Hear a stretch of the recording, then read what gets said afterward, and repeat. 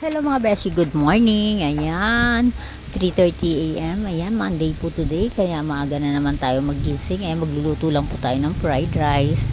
Ayan, maaga po ako nagsaing kanina. Mga alauna yata yun, 1 a.m. Tapos natulog ako ulit. Kaya ayan, nag-fried rice lang ako ngayon. Then, ayan, kinisa ko lang yung bawang sibuyas sa butter.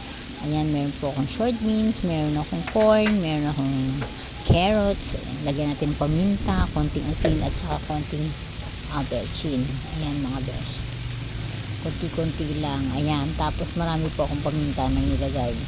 Ayan mga besh, tapos gisa-gisa lang natin. Then after, nalagyan na natin yung ating rice mga beshi. Ayan, may rice na po tayo dyan. Tapos halu-haluin lang po natin yan, ganyan. Tapos lalagyan ko din yan ng scrambled egg at saka yung luncheon meat na na-fry ko na din, ilalagyan ko na din yan.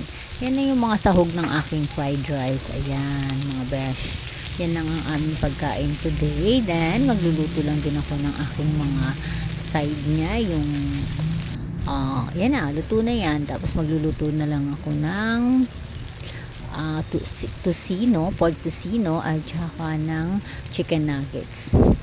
Ayan, kasi may egg na rin po yung aking fried rice, kaya nagluto na lang ako ng tocino at saka ng chicken nuggets. Yan lang ang kanilang pagkain ngayong araw na to. Ayan mga beshi, kasi mamayang gabi magdi-dinner naman kami sa labas at saka luncheon meat. Ayan lang.